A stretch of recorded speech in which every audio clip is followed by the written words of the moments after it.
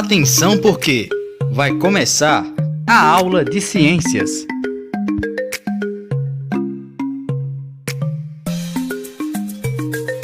Boa tarde, meus queridos do 7º ano. Hoje vamos dar início à nossa segunda aula de ciências. Vamos começar com a nossa revisão e correção da atividade passada. Então, na nossa primeira questão, eu perguntei: que tipo de máquina simples está envolvida no funcionamento de um abridor de garrafas? A resposta correta seria uma alavanca. Na segunda questão, eu perguntei: explique por que é mais difícil abrir uma lata de refrigerante quando ela está quebrada, quando aquela argolinha está quebrada, do que quando ela não está quebrada. Por quê? A argolinha ela vai nos servir como uma alavanca. Então, se aquela alavanca que nos auxilia naquele processo ela está quebrada, então vai dificultar no nosso processo. Então, a argolinha na lata de refrigerante é uma alavanca. Na terceira questão, eu pergunto: que máquina simples ela é utilizada para hastear ou arriar uma bandeira? E a resposta correta seria roldana ou polia. A quarta questão, eu pergunto: que tipo de alavanca está envolvida no funcionamento de uma tesoura? O tipo da alavanca é a alavanca interfixa. Eu vou ter o meu ponto de apoio entre as duas forças, a força potente e a força resistente. Então, vamos lá, minha gente. Já que concluímos essa correção, vamos dar início agora ao nosso segundo assunto da aula de ciências. Uso de equipamentos tecnológicos no cotidiano e propagação de calor. Então, vamos começar com o uso de equipamentos tecnológicos no cotidiano. Equipamentos tecnológicos. Você está envolvido nesse processo? Você é um apaixonado pela tecnologia? Ou você já está dependente da tecnologia? Nessa imagem, nós vemos drones, nós vemos smartphones, vemos videogames, que são equipamentos de última geração. A tecnologia, ela vai estar no nosso cotidiano, e ela está no nosso cotidiano há muito tempo. Há quem diga: mas no tempo da minha avó não existia esse tipo de coisa, no tempo da minha mãe não existia. Vejam, desde aquela simples canetinha que era utilizada pela sua avó, pela sua mãe, já existia tecnologia. Os carros antigos, existia tecnologia. O que está acontecendo é um crescente avanço no campo do desenvolvimento da tecnologia na área da informática, na área digital. De 2000 para cá, houve um desenvolvimento da área da tecnologia. E o que acontece? Em 2016, por volta de 2016, foi lançado um livro com o nome Quarta Revolução Industrial, que nós estaríamos vivendo, passando pelo processo da Quarta Revolução Industrial. E o que isso significa? É a tecnologia digital envolvida não só no mundo dos computadores, mas ela envolvida também na nossa vida, no nosso biológico, na nossa física. Estudos provam que a nova geração, essa nossa geração atual, ela está envolvida nesse processo de uso de equipamentos de forma exacerbada. Ou seja, nós estamos deixando de praticar exercícios, de praticar diálogos, para viver no mundo apenas digital, dos aplicativos da internet. Então, não vamos ficar dependentes das redes sociais, dos computadores, dos videogames. Então, vamos lá falar sobre tecnologia digital. É a internet nas coisas, minha gente. A inteligência artificial. Quando eu digo internet das coisas, professoras, coisas que se movem, está no nosso cotidiano, sim, vai ser a interação do objeto com a internet. Por exemplo, os smartphones. Nós temos os smartphones tendo acesso aos aplicativos. Temos o relógio, que é um equipamento que nós usamos, tendo acesso ao nosso celular, à internet. As fechaduras eletrônicas, que agora é um processo que utiliza também a internet no seu funcionamento. Então, quando eu falo internet das coisas, é a interação das coisas juntamente com a internet. Então, vamos lá pontuar. Se tem uma coisa que interfere e auxilia muito na nossa vida, é a agricultura. Então, ela auxilia no nosso processo de alimentação, ela está envolvida nas nossas roupas. Quando vão lá, o agricultor vai lá e pega aquele algodão e tece aquele tecido. Também está envolvido no combustível dos carros, no caso do etanol. Então, a agricultura na produção da cana-de-açúcar, que vai virar o etanol, para que nós utilizamos o carro para andar. Aí, quando a gente fala de agricultura, vem logo a imagem daquele agricultor lá andando, batendo a sua enxadinha no chão, não é isso? Mas a tecnologia, ela está envolvida dentro da agricultura também, e isso vai auxiliar nesse processo. Porque as máquinas, os sistemas integrados vão fazer com que melhore a colheita, que a colheita tenha uma expansão. Imagine, uma pessoa só para fazer aquela produção e uma máquina enorme fazendo várias plantações. Então, se utilizam de drones nesse processo de colheita para detectar pragas. Os drones estão lá sobrevoando, analisando aquela plantinha, aquele fruto que está com alguma praga, ele já vai lá, o quê? Diminui o trabalho. E a tecnologia também na área da saúde. Aí você pensa, professora, realmente, minha mãe conseguiu agendar ontem uma consulta pela internet, pelo telefone. Mas o auxílio da tecnologia, o avanço da tecnologia na saúde, vai além disso. Vai da utilização de softwares. No caso, os hospitais, antigamente, eles utilizavam papéis. Quando nós chegávamos lá, então era escrito uma fichinha. E hoje em dia, a gestão dos hospitais, eles estão usando uma nuvem. Que nessa nuvem vai estar registrado todos os arquivos daquele paciente. Então, em qualquer lugar nesse banco de dados, aquele hospital pode encontrar as informações do paciente. Os equipamentos de tecnologias vestíveis são, por exemplo, umas pulseirinhas que estão sendo utilizadas agora. Essas pulseirinhas, elas estão sendo utilizadas para medir os nossos batimentos cardíacos, a pressão. Isso daí está envolvendo a tecnologia na área da saúde. A tecnologia nos auxiliando a cuidar da nossa saúde. E a tecnologia da área da educação? Vejam só, nós estamos utilizando equipamentos de grande porte para levar informações, para que vocês construam um conhecimento a partir de uma era digital. Não estamos mais na sala de aula. Então, a tecnologia está auxiliando a gente nesse processo, nesse cotidiano da gente que está sendo tão difícil da pandemia, onde nós não estamos podendo ter contato com vocês.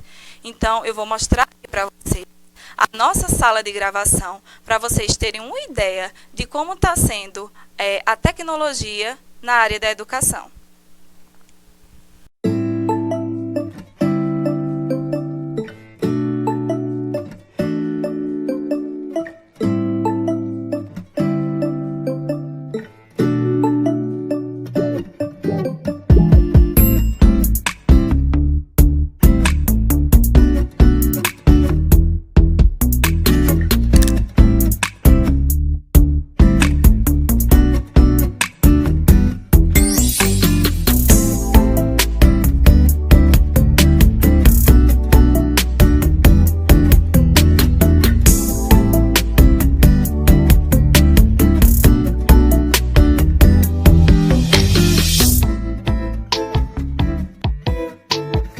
Vamos lá, vamos adentrar agora no universo do calor, no universo da física, tá certo, minha gente?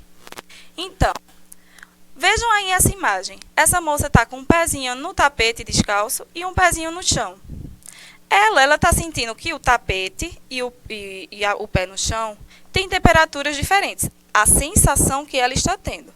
Porém, tanto o tapete quanto o chão vão estar na mesma temperatura porque eles estão no mesmo ambiente. Então, vejamos, o tato, ele não é um bom auxiliador, um bom medidor para diagnosticarmos a quantidade de temperatura. Para isso, nós precisamos de números, de uma escala numérica, que nós chamamos de escala de temperatura. Dilatação térmica e contração térmica. Vejamos, eu tenho uma barra de metal. Eu pego aquela barra de metal e coloco lá fora, no pingo do meio-dia, com o sol torando em cima daquela barra de ferro. aquela barra ela vai expandir o seu tamanho. Então, o aumento do volume deste material, desta barra de ferro, é provocado pelo aquecimento daquela barra, chamado de dilatação térmica.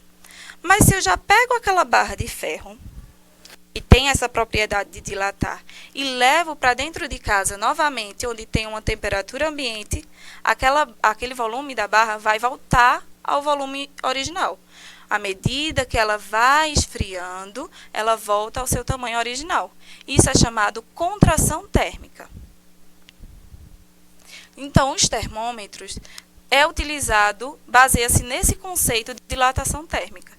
Mas, claro, não tem uma barra de ferro dentro do termômetro. Tem um líquido com as mesmas propriedades. Então, à medida que aumenta o calor, aumenta a temperatura, na verdade, a barra vai subir, o líquido sobe. E nos dá um valor numérico. À medida que aquela temperatura vai resfriando, o líquido vai voltando ao seu estado natural. Escala de Celsius e temperatura. Essa escala é utilizada no Brasil e na maior parte dos países, tá certo?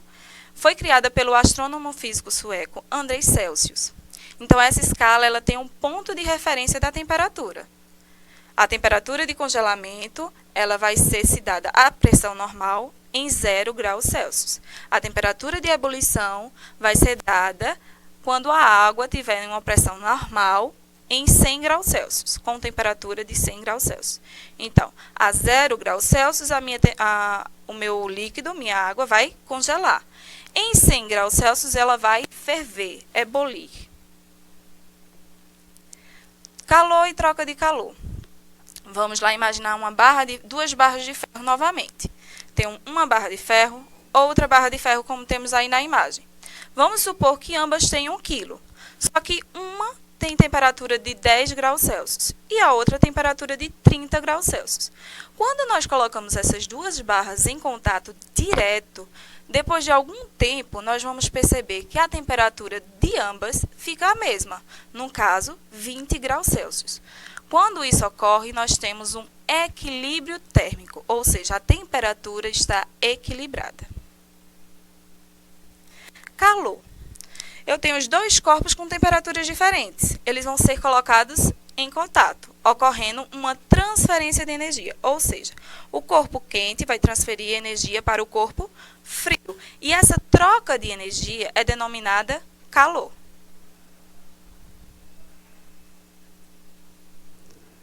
Vamos lá. Você pega um objeto que está em temperatura ambiente e leva ele para dentro da tua geladeira. Esse objeto vai transferir calor para dentro da geladeira. Então, esse processo de troca de calor, de transferência de calor de um corpo mais quente para um corpo mais frio, ele pode acontecer de 3 modos distintos: condução, convecção e irradiação. A condução térmica, você vai considerar novamente 2 cubos lá de ferro. Eles não vão estar em contato direto, tá? Dessa vez, eu vou ter como na imagem, uma barrinha de ferro, vou ter um material no meio, outra barrinha de ferro. Eu vou ter 2 cubos, um cubo de 10 graus Celsius e um cubo de 30 graus Celsius. Entre esses cubos, eu vou ter um isolante, tá certo? Um material. Vou nem chamar de isolante a priori. Vou ter um material. Se ao passar do tempo eu ver uma dificuldade da passagem de calor do corpo mais quente para o corpo mais frio, eu vou dizer que aquele material que está entre as 2 barras de ferro será o meu isolante térmico.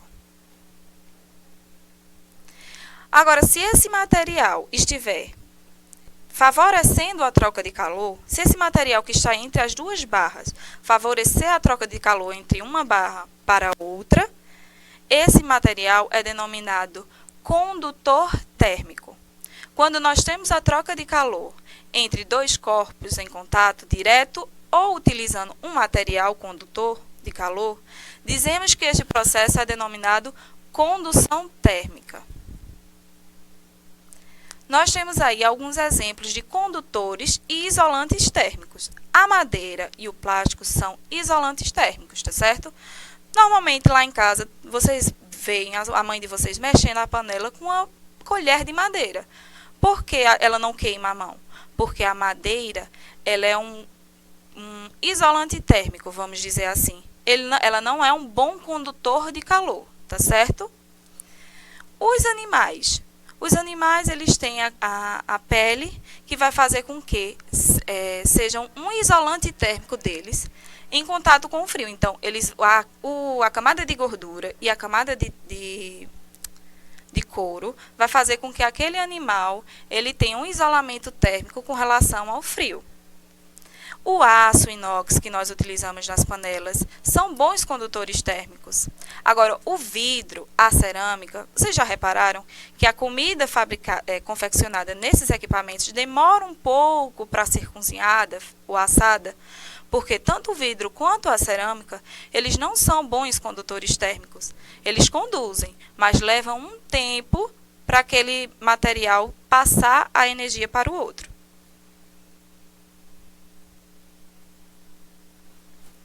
Então, vamos falar agora de conversão térmica. Imagine que você está dentro de uma sala e que nessa sala, num ambiente muito frio, nós estamos passando por um momento de inverno muito forte. Precisamos de um aquecedor térmico. Esse aquecedor ele vai ter a mesma função daquele ar-condicionado, só que ele vai aquecer a sala, tá certo? Então, ele é colocado na parte inferior da sala, vamos dizer, na parte inferior da nossa sala. Por quê? O ar ele tem uma propriedade de que, quando ele está quente, o ar sobe.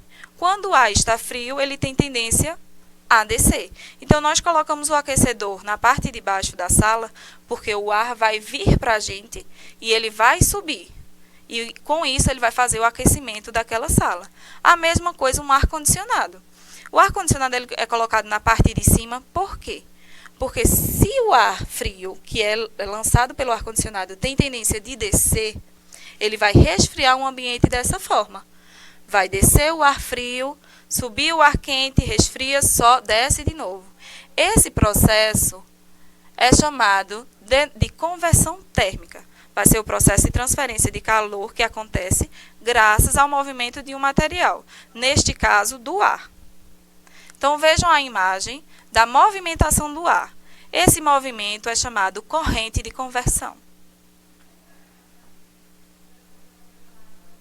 O líquido ele também tem esse papel de conversão térmica. A panela de aço, nós colocamos lá, de alumínio no fogo. Por radiação, o fogo fica lá, atingindo a base da panela. Vai fazer aquele líquido ebulir, ferver. A água vai fazer esse processo. Sobe água fria, desce água quente. E assim vai. Sobe água quente, desce água fria. E por aí vai, tá certo? Irradiação térmica. A terceira forma que nós vamos estudar hoje é a irradiação térmica. Vai ser a forma de transferência de calor de um corpo mais quente para um corpo mais frio. Porém, na irradiação térmica, a transferência de calor ela ocorre mesmo que esses corpos estejam separados. Por exemplo, uma churrasqueira. A churrasqueira vai ter o fogo lá do carvão. Ele não vai estar em contato com a carne, mas por irradiação térmica, aquela carne irá assar. Então, vamos organizar as nossas ideias. Eu tenho um equilíbrio térmico entre dois corpos. Existe equilíbrio térmico entre dois corpos quando eu tenho a mesma temperatura. E não vou ter equilíbrio térmico entre dois corpos quando eu tenho temperaturas diferentes. A transferência de calor vai de um corpo mais quente para um corpo mais frio. Isso se dá por condução, convecção e radiação. Lembrando que a condução, nós temos os isolantes térmicos, lembra lá do casaco, do pelo do animal, e temos o condutor térmico. Lembra do aço da panela? Então, minha gente, nossa aula de hoje fica por aqui. Eu espero que vocês tenham gostado e até a próxima.